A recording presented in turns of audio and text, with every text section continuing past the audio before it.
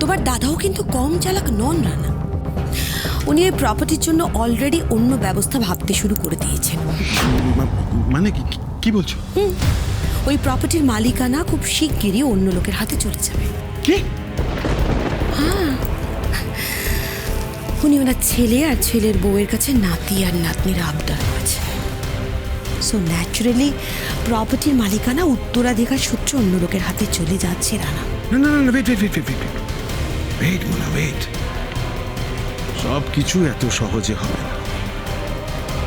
যতদিন আমি বেঁচে আছি মিস্টার চ্যাটার্জির স্বপ্নটা স্বপ্নই থেকে যাবে। Just wait and watch. Yes.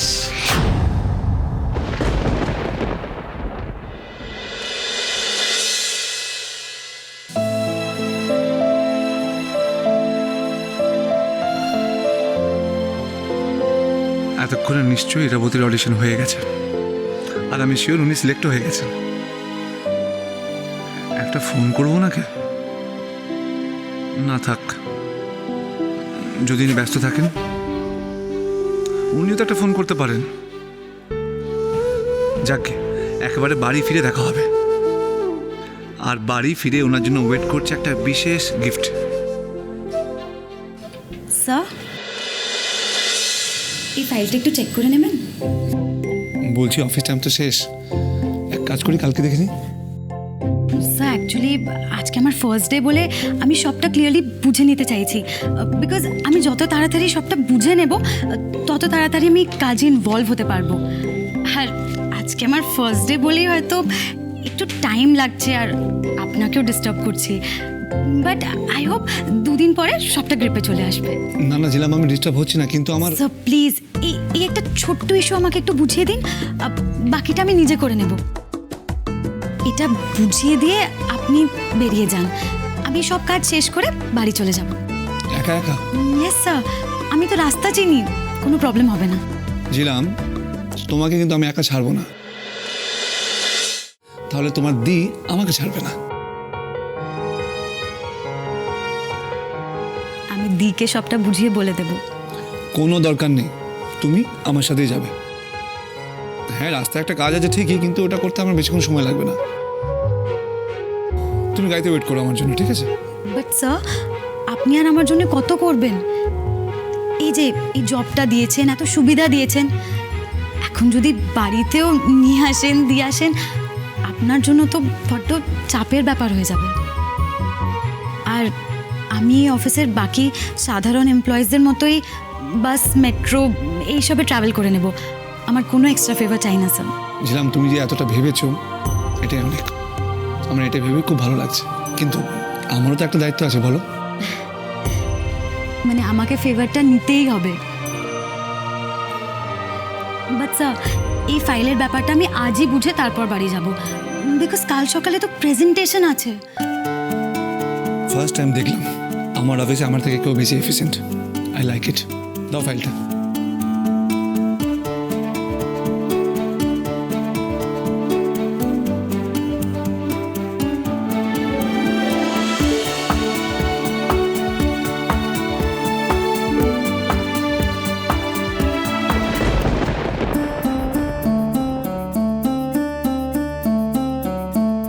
এত তাড়াতাড়ি ঝিলাম বদলে গেল? সবাই ওকে বিশ্বাস করতে পারছে, আমি কেন? মেঘনাও বলছে আমি বেশি ভাবছি, ও পাল্টে গেছে। এত তাড়াতাড়ি আমার সন্দেহ দূর হবে না। আমায় সত্যি সত্যি নিজেকে পরখ করে দেখতে হবে, সত্যি ঝিলাম বদলেছে কিনা। মেঘনা যতই বলুক, আকাশ আর ইরাবতীর মধ্যে কোনো প্রবলেম আসুক, সেইটা আমি হতে দেব না।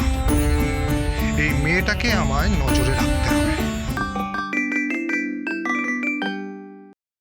ঝিলাম, তুমি এখান থেকে নোটটা নাও, আমি একটু ফোনে কথা বলিনি, ঠিক আছে? Okay sir.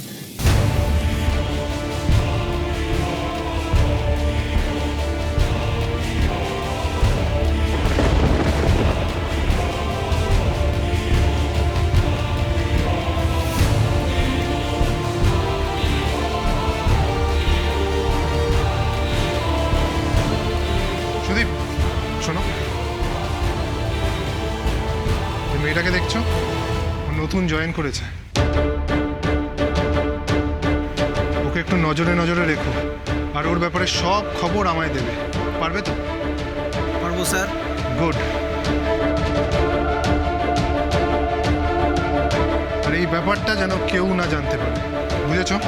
Okay sir. Good, যাও।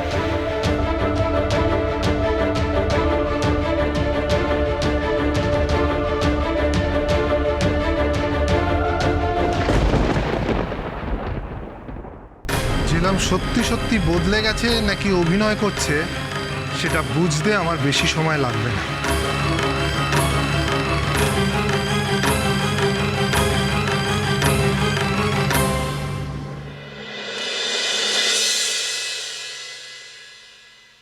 ইরাবতী কোথায়? ইরাবতীকে কোথাও দেখছি না। দি এখনো আসেনি। মানে দি এখনো বাড়ি ফেরেনি? হ্যাঁ বৌদি এখনো ফেরেনি। আমিও সেটাই চিন্তা করছি, মানে এতক্ষণ তো লাগার কথা না। হ্যাঁ আমি অনেকক্ষণ থেকে দিকে ফোন করছি, দি ফোনটাও রিসিভ করছে না। ইরা ঠিক চলে আসবে। আকাশ, অফিস থেকে এসেছো তো? এক কাপ চা খাও এবার।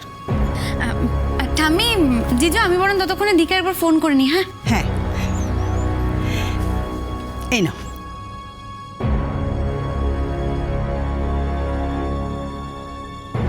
ইরাবতী এখনো বাড়ি ফিরলো না, তার মানে কি উনি অডিশনে?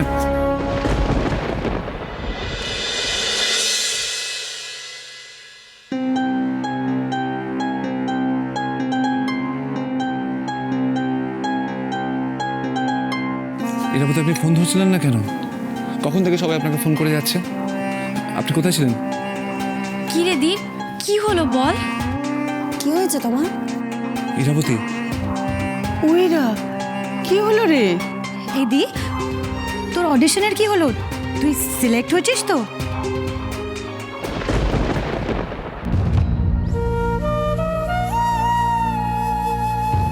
তার মানে ইরাবতী এই কম্পিটিশনে সিলেক্ট হননি? ইরাবতী, আপনার মতো এই শিল্পীকে একটা কম্পিটিশন জাজ করতে পারবে না।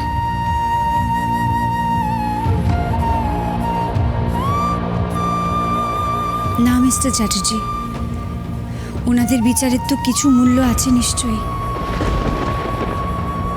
কত বড় বড় গুণী মানুষেরা বিচারক হয়ে এসেছিলেন। ওনারা যখন বলেছেন তখন কি? হ্যাঁ, ওনারা কি বলেছেন? ওনারা বলেছেন আমি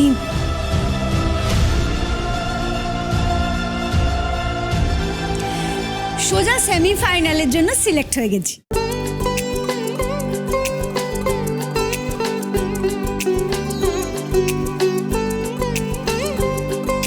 আর এই যে আমার সিলেকশন লেটার।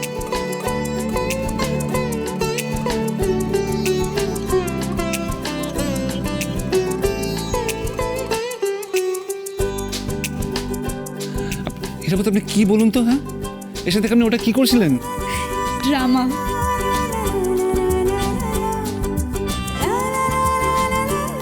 দাঁড়ান, আপনার আমি কি করে দেখবেন? আপনি তো আমাকে ভয় পাইয়ে দিয়েছিলেন। ভুল হয়ে গেছে, ক্ষমা করে দিন। আচ্ছা এবার আপনি বলুন, আপনি খুশি হয়েছেন কি হননি? আমি খুব খুব খুব খুশি হয়েছি। আমি জানতাম আপনি সিলেক্ট হবেন। এক মিনিট। আর তাই জন্যই আপনার গিফট নিয়ে এসেছি। নিন, ধরুন। কিন্তু আমার যে আপনার কাছে অন্য একটা গিফট চাই।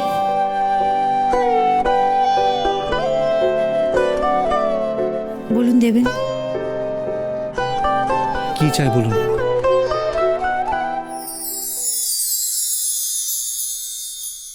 প্রপার্টিটা যে বেশ ভালো সে তো বোঝাই যাচ্ছে।